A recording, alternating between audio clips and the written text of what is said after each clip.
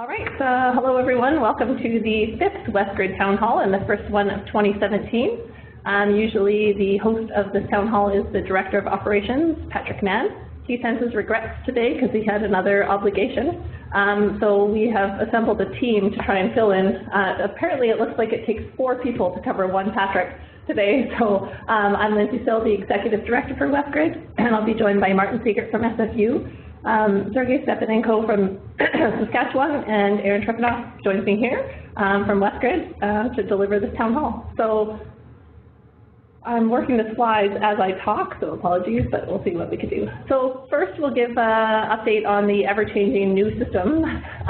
They change almost to by the minute updates as new equipment comes online. And also talk about some Bugaboo storage system issues that some of you users may have experienced. Then Martin will delve into the Cedar and GP2 system updates, as well as speak a little bit about the system in Waterloo and how those are coming along. Aaron will provide an update on our migration, lots of really great things to know from the user perspective on that. And then I'll speak to the RAC, which is the resource allocation competition, and give some updates on, since we have all of the applications in now and we've been analyzing them, I could speak a little bit about what we're seeing in terms of the growing needs for compute and storage and GPUs. And then just speak a little bit about training opportunities, and then we'll wrap up.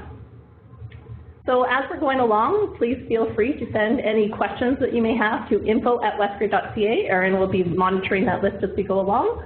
You could also, if you're joining us on the video client, you can put things into the chat box and ask questions that way, and the screen here shows the little bubbles for you to put those in.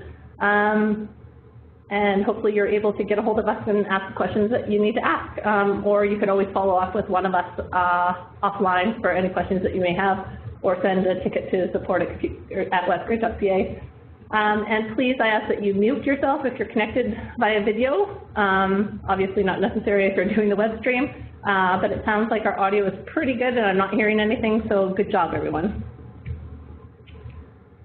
So in terms of our deployment, we have our new resources coming underway. So our funding for capital equipment is in a couple different stages, and today I'm going to talk about stage 1 because that's what we're trying to get out onto the ground for you right now.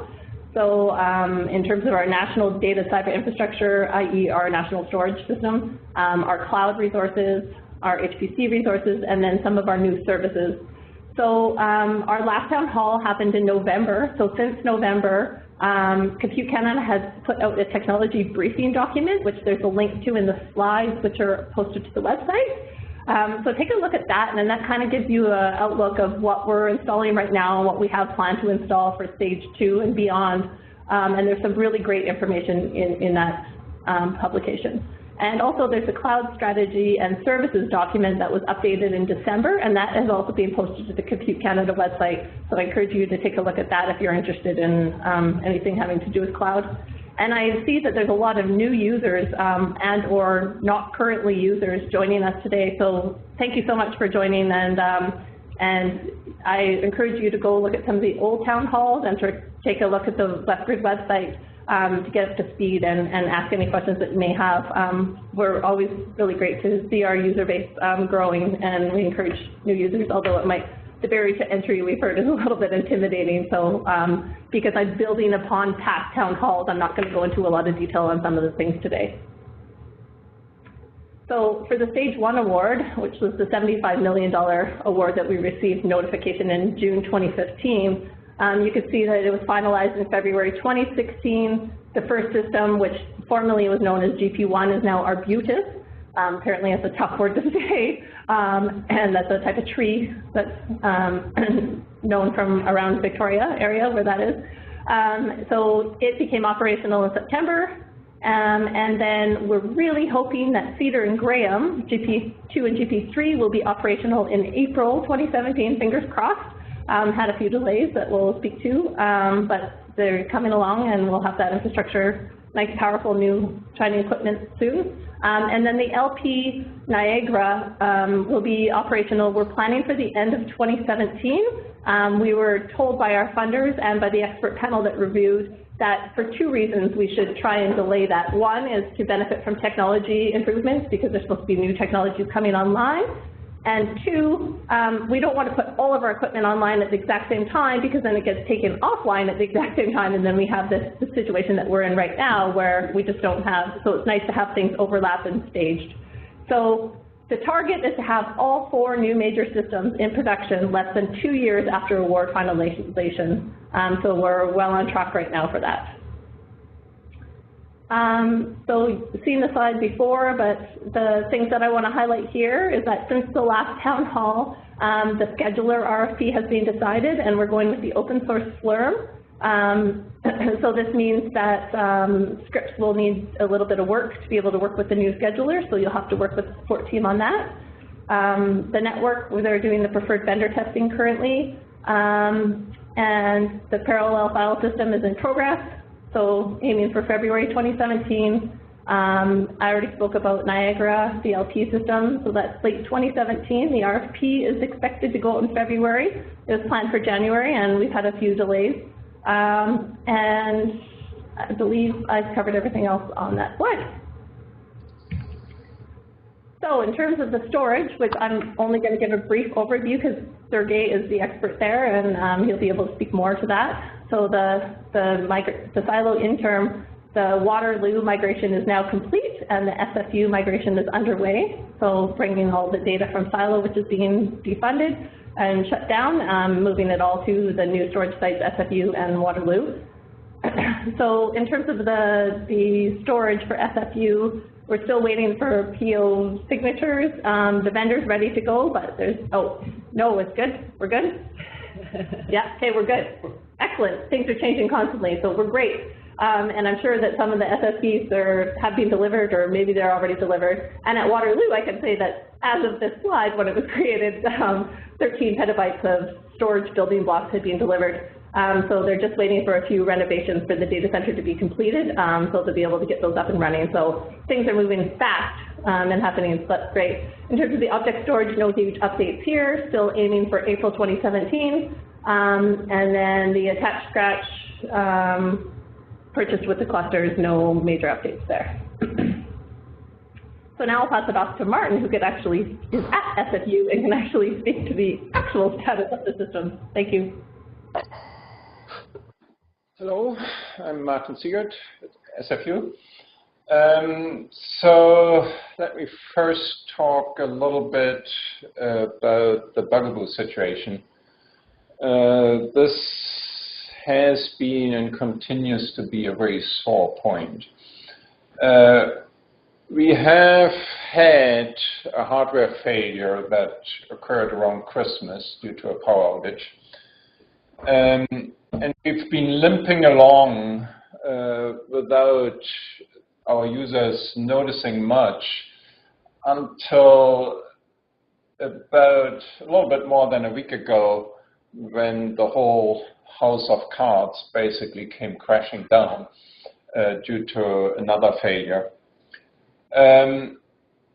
We've been replacing parts, many parts, to get the system up and stable again. Just today, I received another email that we will be replacing another disk shelf. Hopefully that will be the last one. After that, we still have to repair the file system. At this point, it is clear that we will lose data. A rough estimate is about 3,000 files. I was told that due to the corruption that occurred because of the hardware failure, there are about 3,000 files that we cannot recover. Nevertheless, we're going to proceed that way, and hopefully we'll be able to bring up the system next week. That's the best I can tell you at this point. Okay, Next slide. About something more exciting, namely the Cedar system. You see an up-to-date view of our machine room here.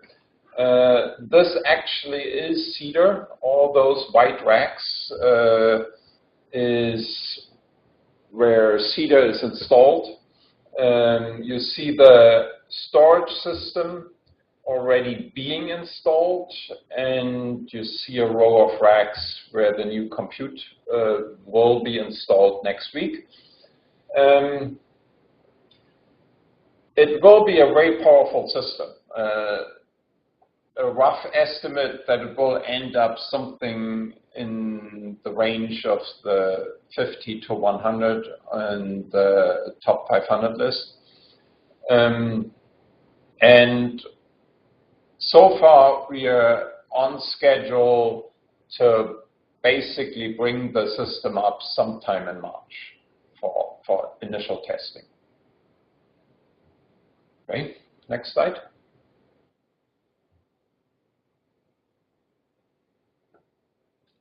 So, this is basically the details for the Cedar system.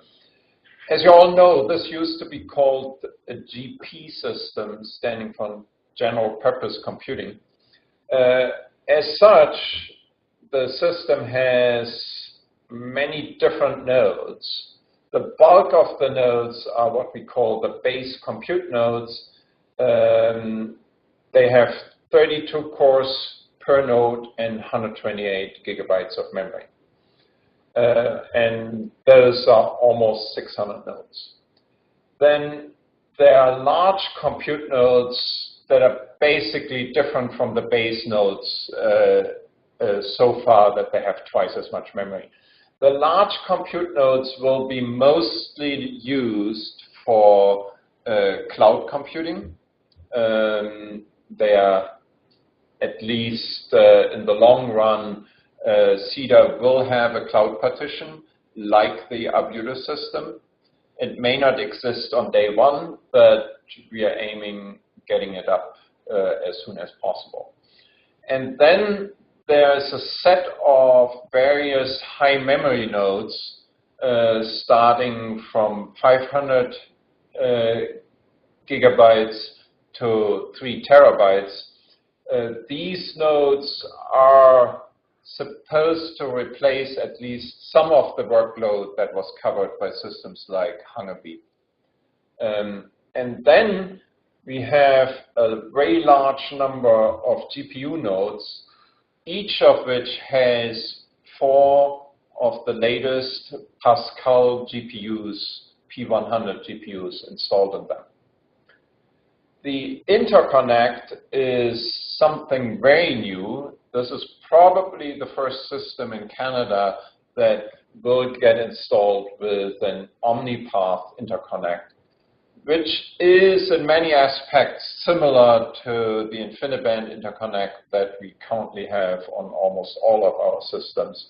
So from a user perspective, you won't be seeing much of a difference.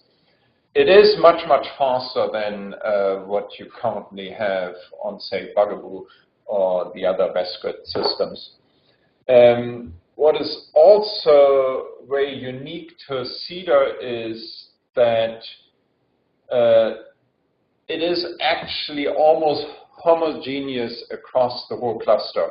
What I mean with that is that the setup of the system is such that compute nodes are bunched in islands of 32 nodes.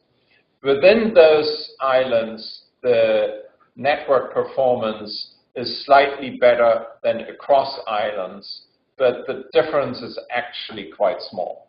So roughly speaking, Cedar is an almost homogeneous system from a networking perspective.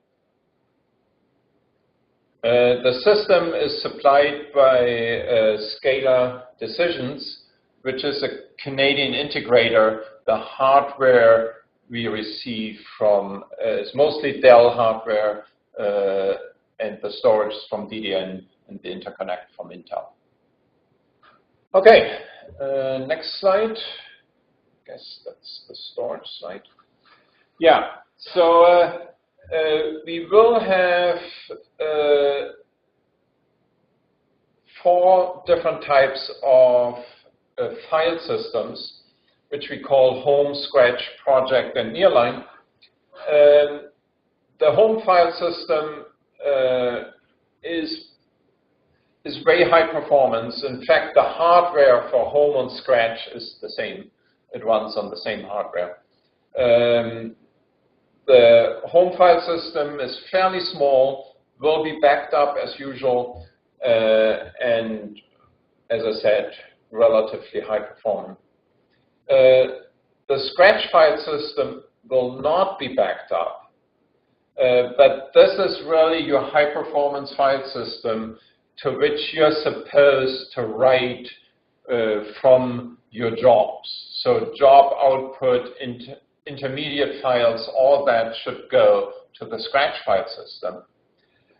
What is new is that that scratch file system will be purged periodically.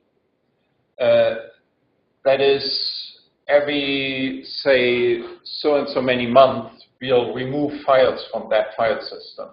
So it becomes very important for you that you include in your workflow that after a job has been run, you move files out of that file system back to either home or, much better, to the so-called project file system. The project file system is really the main storage space. We initially install 10 petabytes on Cedar for project, and it's planned to grow up to 20 petabytes. So this is your very large storage system. Project will be backed up, as will be home. And the slide says low performance. I'm actually not that sure about that. I actually believe that the system we just purchased will have very, very good performance, maybe even as good as home. We'll need to see that, but I'm quite confident that you have very good performance on project as well. And then there's nearline, which is basically tape storage for archiving or storing files that you don't need to access very often. That system is actually already in production. We have a big tape library in the Cedar machine room that we currently use for all our backups. Okay. Next slide. The idea with GP2 and GP3, or Cedar and Graham, has been right from the start that these two systems should be very, very similar, so that you basically can move your workload from one system to the other.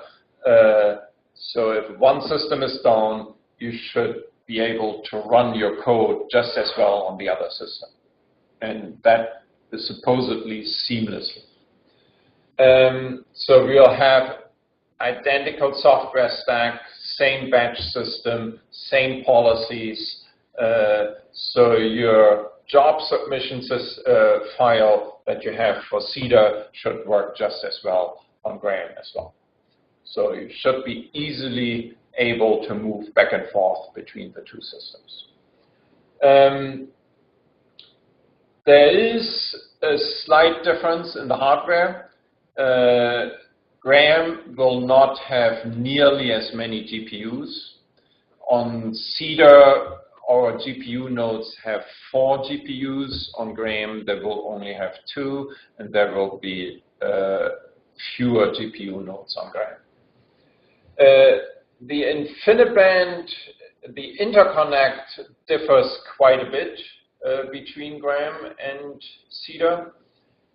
Graham has an InfiniBand interconnect, and it has a huge difference between islands and going across islands. The island size on Graham is again 32 nodes, which allows you to run jobs up to 1,024 processes. But the interconnect between islands is 8-to-1 blocking, which is actually a fairly low-performing interconnect. So if you have to run jobs that have to span islands, namely go beyond 1,000 cores, then Cedar is definitely the better system of the two for your workload. That's probably the biggest difference between the two systems.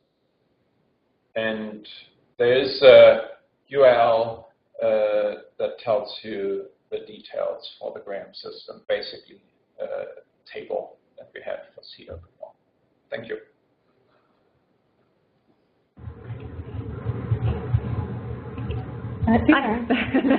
Great, thank you. All right, so a little bit of information about migration. I know that we've started communicating that this would be happening in the summer. We've already started moving Silo off, given the timeline for Silo was a bit sooner than some of our other systems.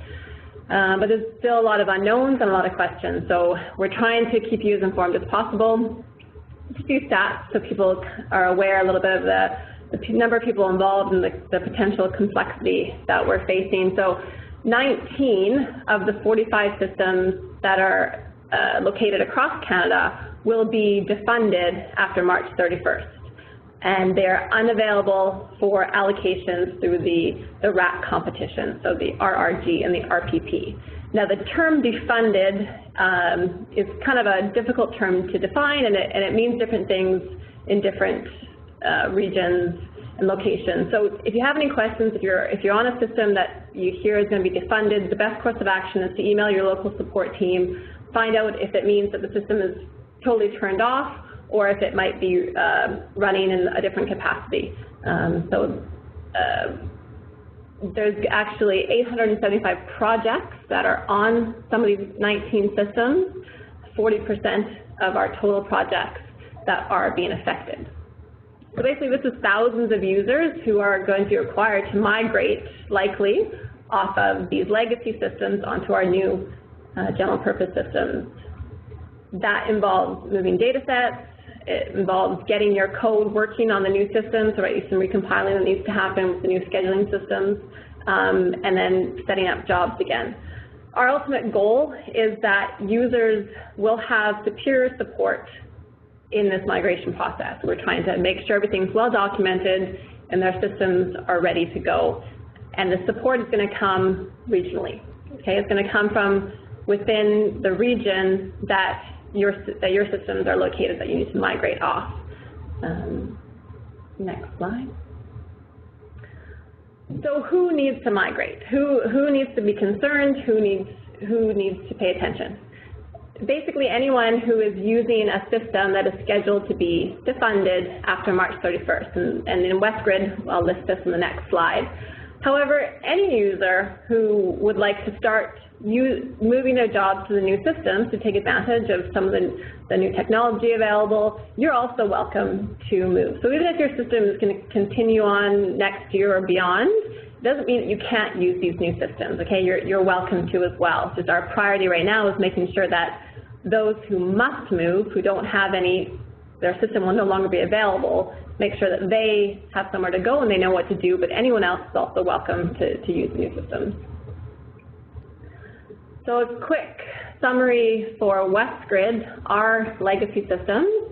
There's 3 main sites that are going to be affected after March 31st of this year. So Edmonton, we've already started communicating a little bit about Jasper and Hungary. The initial dates for this had been December 31st of last year. Thanks to the University of Alberta, they've extended this deadline to accommodate some of our changing dates for when the new systems will be available. So Jasper Hungary is available. There are some conditions. Some of the warranty support is no longer there, so users should be aware that it might be a bit slower as things degrade. Victoria, the Hermes Nestor is also going to be going offline likely after March. Hermes has been virtualized. We mentioned this last time. Users probably notice no difference, but it's a good experience for WestGrid. Calgary is Breezy and Lattice will be eventually defunded after March 31st of this year. Thanks to Calgary, they've extended the parallel system, so that will go another year. And then Orsness and Grex and Bugaboo, they're still going to be available until next year. But just to be aware, there may be some possible warranty issues again. Orsness will continue to operate on a best case scenario, but Roman might be able to speak a little bit about some of the potential issues that could come up with these aging systems. And that's kind of a common thread for all of our legacy systems in WestGrid and other sites is, you know, as they come to the end of their life, they may be offline more due to support problems. We've already experienced that with Bugaboo and just general maintenance that's required. It's important to note any details about other systems in the other regions. You can visit the CompuCanada website. There's a link there to find information about other regions. So what are the next steps? So anyone who is on one of those systems we just mentioned, step number one is unfortunately just wait. Wait for our support staff to contact you. We will contact all users who will be affected, and we will give you a timeline for when the new systems are ready, when you can start migrating your data and testing the new systems. So you don't have to do anything right now. Don't worry, you will be contacted with more information. If you do want to start doing something, or something that you can think about doing, is preparing your files for migration. So a best practice anytime, but especially at a period of migration, is to think about cleaning up your files and your directories, and especially to delete any unneeded files. Anything that is moved, I mean, the less you have to move, the better it is. You can think about archiving and compressing some of your files and directories, and then eventually you'll have to transfer those files, and then once they've been transferred, then you'll verify and synchronize them. There's a link again there to the CompuCanada docs, user documentation wiki, and a page with general directives for migration. So a rough schedule timeline of what's going to be happening in the next 4 months. Sometime in February, we will contact all users on affected systems with a timeline of when they can start moving their data and thinking about going to the new systems. Early March, the RAC 2017 award letters will be sent, notifying people of how much they've been allocated or not for 2017. And then we hope to have a migration period starting mid to late March, perhaps longer. There's a goal to have a virtual test system available for users to get used to with the functionality and the differences in the new systems. Hopefully that'll be ready March 15th, so people can actually start computing jobs, but you can start testing your code and testing your scheduling. Mid-April, the plan as of today, hopefully, is that the RAC 2017 awards will be implemented at this point. The allocations will take effect, and then we'll have our annual account renewal period in May. This is moved back. Normally it's over March, but we're trying to avoid requiring everything at the exact same time. Please note these timelines are very variable. There are several pieces that have to happen. There's some vendor delays, there's some delivery delays, always unexpected factors. So we really appreciate everyone's patience and understanding that these timelines are definitely like a bit of a moving target. So in order to try to mitigate some of these factors that could come up and affect the timing, there's a couple of things that the CompuCanada staff nationally are working on. So they're creating a virtual test system now in the UVic Arbutus Cloud, and that's just for staff to work on to do some internal testing in terms of the configuration. It will not be available for users, but it's basically to help us prepare documentation and information so that users have an easier time when we are able to start migrating. As I mentioned, though, we are planning to create a user test system, which we hope to have available mid-March.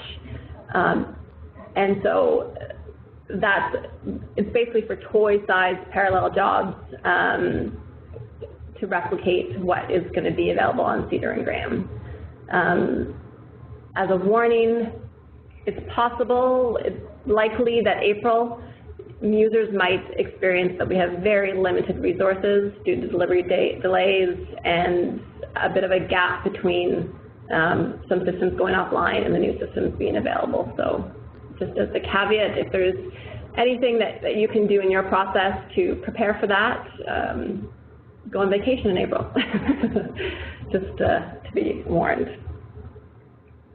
So we're trying to get as much information out to users in a timely manner as we possibly can. So here's some sources to refer to.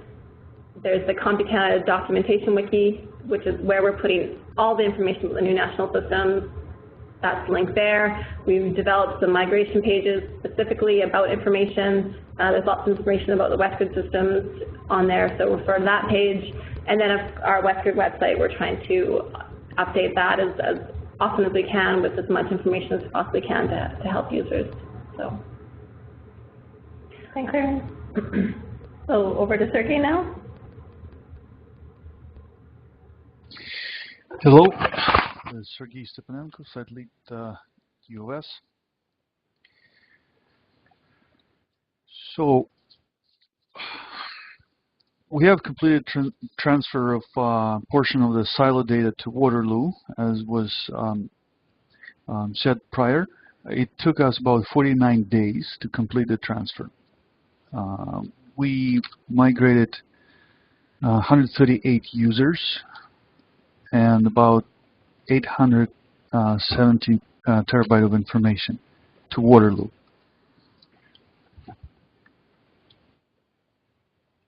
This storage right now available using Globus or SSH-based clients, and as far as we know, user accessing it and using this information. Generally, the transfer was quite successful, although average transfer rate was about 205 megabytes per second, but certain days it was higher, certain days was lower. Projected time that we expected is pretty much within what we got as the end result, 49 days. So essentially the same happening right now with transfer to Waterloo, to SFU, I'm sorry. We select a group of people from Silo, send notification emails outlining when transfer of their data starts and when we expect completion of the transfer, and we mark that data for those users read-only, so no changes are possible to that data on Silo. So far, we migrated about 210 terabyte of data to SFU, with average rate 200 megabytes per second. Current rate we're observing right now is 300 megabytes per second, and if we project estimated time for completion with average transfer rate, it will be March 6th. With current transfer rate, it will be February 21st.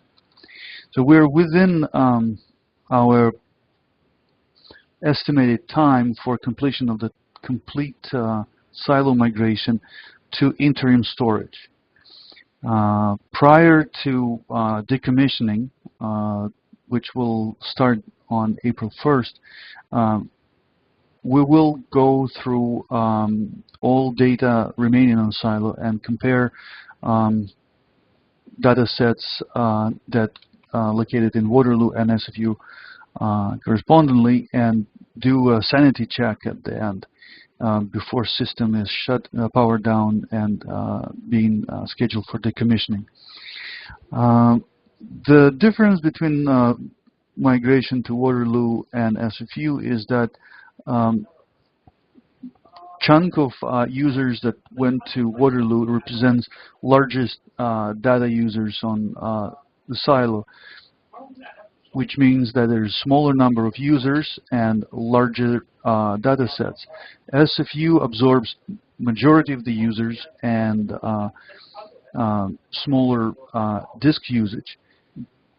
This represents additional challenge because we're required to stop and start transferring process more often than it was in SFU in Waterloo. With both this process in place, I'd like to make sure that users understand that the major difference between silo and new storage systems, that new storage system use Compute Canada LDAP, which in 90% cases similar to WestGrid LDAP users, but in some cases there is a difference.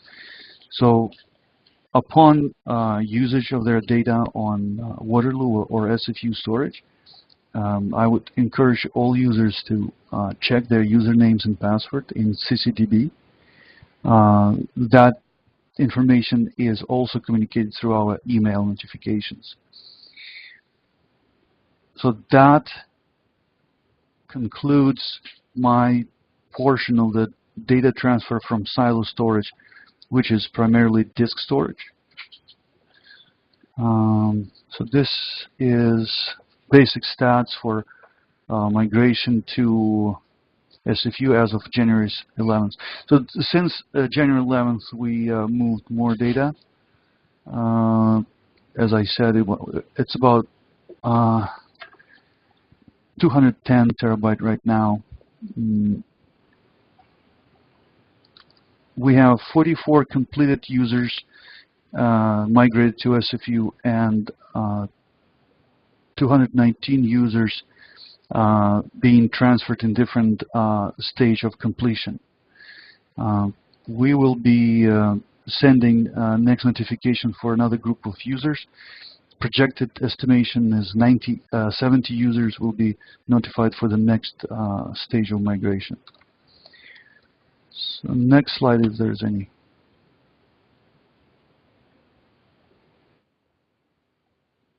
Yeah, so very important to understand for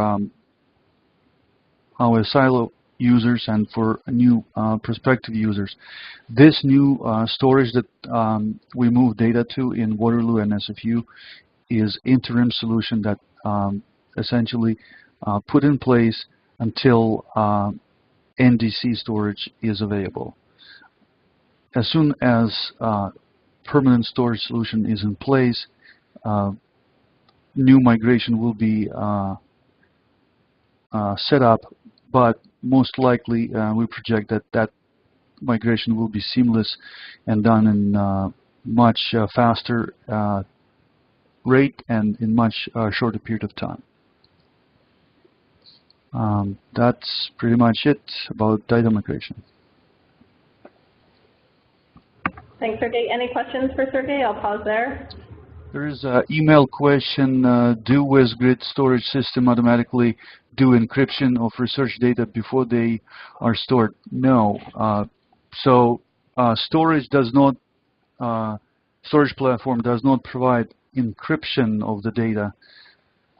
Data is being encrypted in the process between user and server because communication is established through secure communication channels, but it's encrypted on user side and decrypted on the server side. If users want to have their information encrypted on storage, they need to encrypt it first and transfer it to storage in encrypted form. Thanks. Any other questions for Sergey?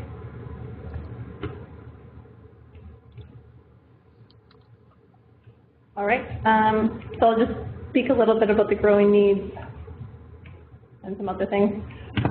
So Compute Canada's done a little bit of work here to see how Canada ranks among the other countries in the world in terms of ARC. And we used to be number 6, so this is looking at, you could look at it in many different ways, but this comparison they just did is gigaflops per researcher. So Canada used to be number 6 in 2009, and we're slowly slipping down the ranks, and in 2015 we were number 24. It's just because we've had this lack of investment into capital for so long. With our new infrastructure coming online, it gets better, but we are lagging behind. So studies like this are great to go to government, and there's lots of great research going on in Canada, and we want to compete with the rest of the users in the world. So so this particular study compares against the U.S., Germany, and the Czech Republic. And please don't ask me who was ranking number 1, because I actually don't know, even though I've asked. But this data, sorry? Saudi Arabia. Saudi Arabia was number 1. Okay, great. So if we take a look at this graph, which is the tech support. And our tech support has stepped out. Just share it through the I can share it.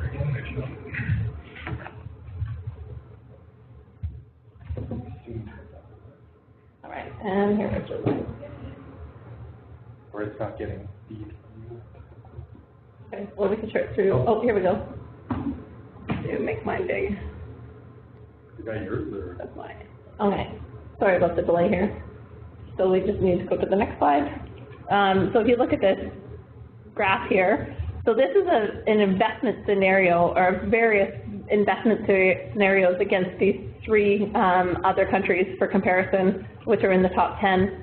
So we have stage 1, which we've been talking about today with Cedar and Graham and Arbutus and LP. And if you start following the magenta line up, you could see it plateaus off once you get to stage 1, which has already been a confirmed investment and we're deploying right now, which is the gray line that plateaus.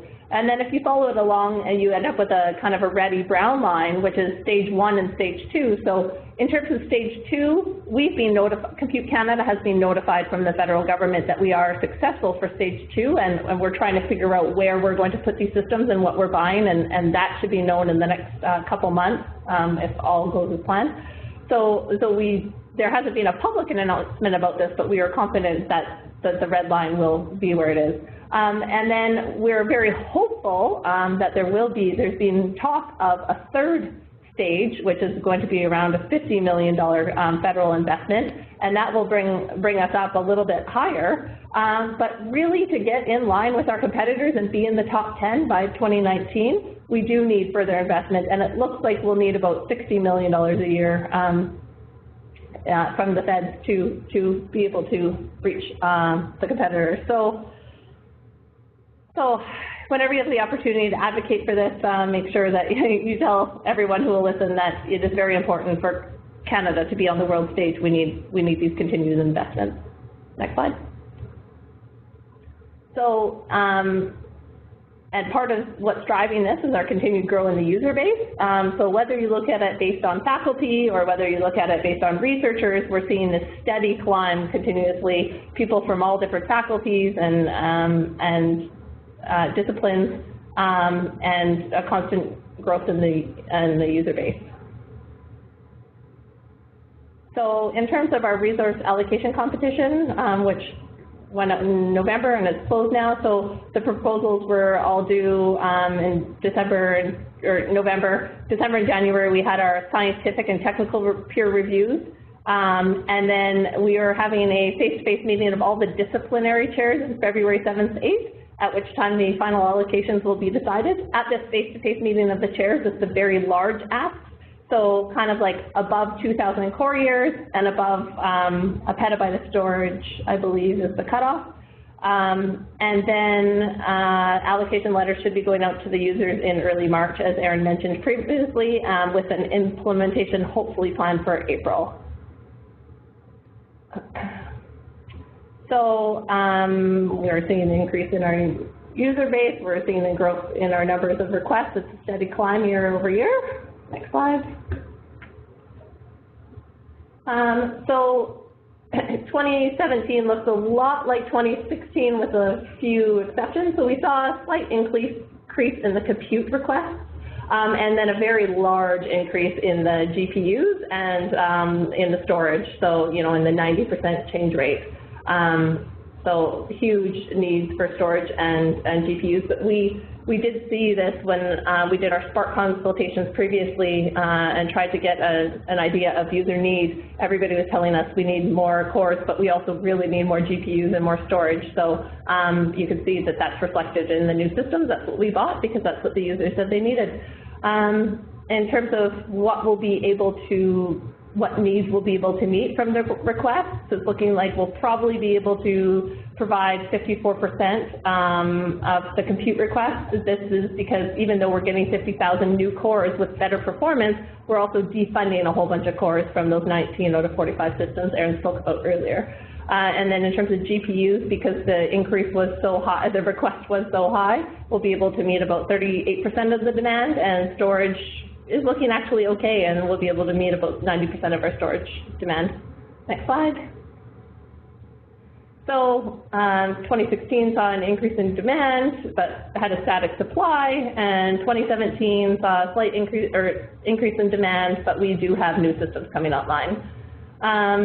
So I guess at the end of the day, the 2017 success rate will likely be very similar to 2016.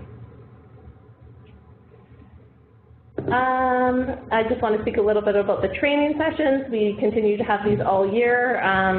Training is such an important part, and given that we have new systems coming online, et cetera, and we're always trying to engage new disciplines, you'll see that the target audience for all of these is anyone. However, we are trying to target the humanities and social sciences, which is now being renamed to Social Science and Humanities. SSH is the new acronym, I believe. No, it's not that. It's something, HSS? Yeah, humanities, yes, HSS. Okay, so that is the correct acronym. It's a new changing thing that I just learned about. So, yeah, so an important group of people there that we need to support. So you can find all these details online at our website, and all past training opportunities are all being recorded and are available there, as well as the new ones. So take a look and see how you could get engaged and learn about these training offerings. So the Compute Canada has just launched its Staff Awards of Excellence. So if there is a individual or individuals who have really helped you and made a difference in your research, I encourage you to nominate the team or team members and share these great success stories about the people that work so hard to support you. So it just opened last week, and submissions are due April 21st, and there's more information on the Compute Canada website. And Compute Canada kicked off a national social media campaign with the goal being to raise some awareness about the world-class research that's happening in Canada with ARC. So Toops for Compute. If you would like to get involved and you would like to get a Compute Canada tooth, like the one worn by Compute Canada President Mark Dietrich there, then send us an email, and selfies are welcome. So I believe that is the last slide. It's a good place to end. So yeah, contact information, and open up for a few minutes of questions. Out there. Feel free to unmute yourself if anyone's on video has got a question to ask, and don't be shy, we're friendly. Question about training. So question, if we're going to run any training for PET-SC and PAR-METI, what discipline is that for? Would anybody know? As of right now, I'd say no, but that's something we could consider. So just PET-SC is a scientific software library, lots of general purpose codes, linear algebra, PDEs, and so on. The nice thing about it is it's a parallel version for MPI codes. It's fairly commonly used across the systems. We have not run so far a particular training session just about PET-SC.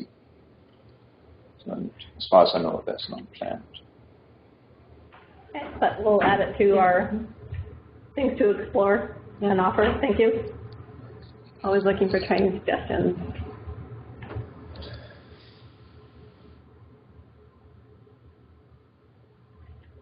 All right, well, I guess I'll thank all the presenters and thanks all the attendees for participating, and stay tuned for the next town hall, which will probably happen in the next month or two. And keep the questions coming, and thanks everyone for your time. Bye. Bye.